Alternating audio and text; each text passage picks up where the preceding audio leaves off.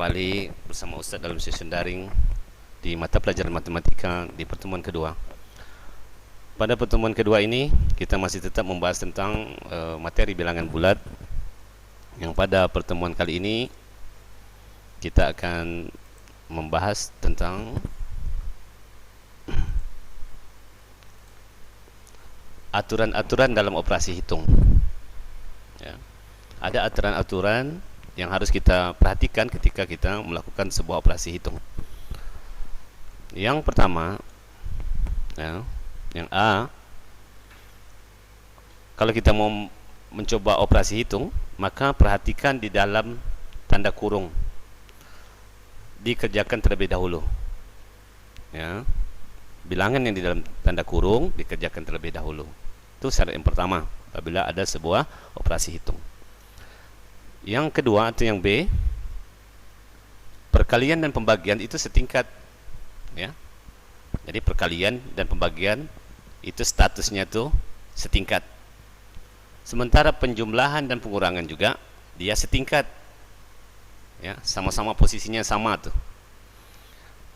Nah, karena operasi hitung setingkat, maka dikerjakan secara berurutan dari kiri. Nanti kiri dulu yang dikerjakan. InsyaAllah nanti Ustaz akan kasih contoh-contoh soalnya. Yang jelas pahami ini dulu, ya, aturan ini. Yang C atau yang ketiga, ternyata perkalian dan pembagian itu dia lebih tinggi, ya, derajatnya atau tingkatnya daripada penjumlahan dan pengurangan. Jadi perkalian dan pembagian harus dikerjakan terlebih dahulu. Seandainya nanti di dalam operasi hitung itu ada pembagian, atau ada perkalian, ada penjumlahan, ada pengurangan, maka dahulukan perkalian dan pembagian, dan dahulukan juga yang di sebelah kiri operasinya. Baik, kita langsung contoh soal untuk memudah dalam memahami aturan ini. Contoh yang pertama. Nah, 8 kali 3 dikurang 24 dibagi 6, ya. 24 bagi 6. Ini seharusnya 24 ini pakai tanda kurung juga nih, ya. Tapi mungkin lupa buat Ustaz, afwan, ya. Maka sesuai dengan aturan, kita kerjakan dahulu yang ada di dalam kurung, sehingga didapat hasilnya 24 dikurang 4. Dari mana datang 24? 24 itu adalah 8 kali 3. Sementara 4 itu adalah 24 dibagi 6. Nah, di dalam kurung kan kita kerjakan dulu, baru hasilnya kita kurangi. Artinya 24 kurang 4 hasilnya 20. Contoh yang kedua, negatif 5 tambah 7 dikali 23. Nah, ini mana dulu yang kita kerjakan? Tentu yang di dalam kurung dulu, ya. Yang di dalam kurung, negatif 5 tambah 7, artinya utang 5 dibayar 7. Masih ada sisa? Masih, ya. Masih ada sisa 2. Terus dikali dengan 23. Hasilnya adalah 46. Contoh yang ketiga. Ya, ini masih contoh. Contoh yang ketiga. Negatif 12 dikurang dalam kurung negatif 6 dibagi dalam kurung 8 ditambah dalam kurung negatif 10. Maka kita kerjakan yang ada dalam kurung dulu. Bagaimana caranya?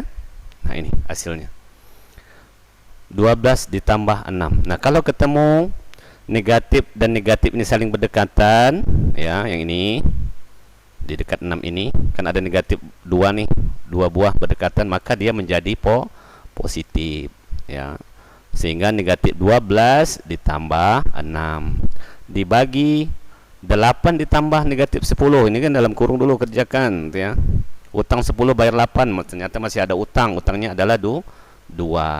Nah, setelah selesai yang di dalam kurung, baru Ananda Ustaz kerjakan hasilnya lagi, hasil pembagiannya, ya. Nah, itu.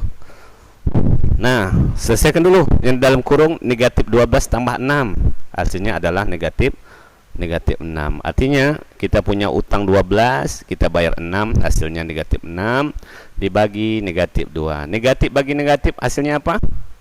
Min bagi min hasilnya adalah plus, gitu ya, negatif 3. Bagaimana? Bisa dipahami aturan-aturan ini dan contoh-contoh soalnya? Baik, insyaallah ya. Baik, ini untuk poin yang pertama dalam bilangan bulat. Kita lanjut yang poin kedua. Kita masuk ke sifat-sifat bilangan bulat berpangkat. Ya. Jadi materi ini Ustaz buat sesederhana dan sesingkat mungkin. Yang penting Anda Ustaz bisa memahaminya. Sifat-sifat bilangan bulat berpangkat. Ada berapa sifat? Ada sekitar 4 atau 5 sifat, tapi pada pertemuan kali ini Ustaz hanya memberi 2 sifat saja. Sifat yang pertama, jika M dan N adalah bilangan bulat. Jadi ada sembarang nilai yang kita anggap nilai itu adalah M dan satu lagi N adalah bilangan bulat positif. Dan sementara A juga bilangan bulat. Ya. Bilangan bulat tahu tadi ya. Definisi bilangan bulat. Maka rumusnya menjadi A pangkat M dikali A pangkat N sama dengan A di pangkat M ditambah N. Kesimpulannya apa? Artinya pada perkalian bilangan berpangkat ini pangkatnya dijumlahkan. Untuk mendapatkan hasil maka pangkatnya dijumlahkan. Dengan syarat nilai awalnya adalah ya, nilai dasarnya adalah sama. A sini, ini juga A. Oke, kita masuk ke contoh supaya lebih memudahkan. Contoh 2 pangkat 3. 3 tadi kita ibarat M ya. 2-nya ibarat A. Kita kali 2 pangkat 2, yang 2 ini A, 2 yang kecil ini adalah N.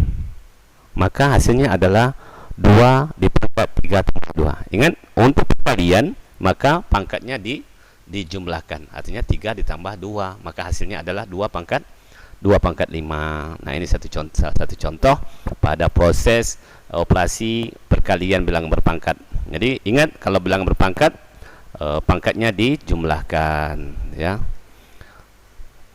Yang kedua ya, jika M dan N adalah bilangan bulat positif dan A bilangan bulat, maka nah ini tadi perkalian, sekarang pembagian.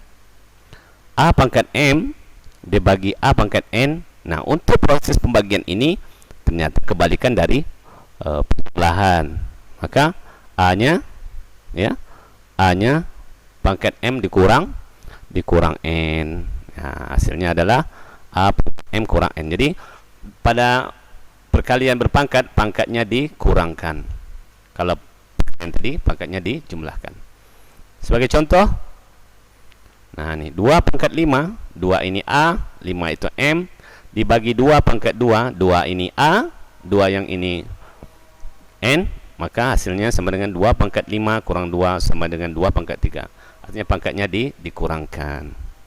Nah, demikianlah materi singkat yang Ustaz sampaikan pada pertemuan kali ini. Untuk latihan soal, kerjakan soal halaman 7 nomor 1, 2 dan 3 ya, kerjakan latihan soal di halaman 7 di buku nomor 1, 2 dan 3 ya.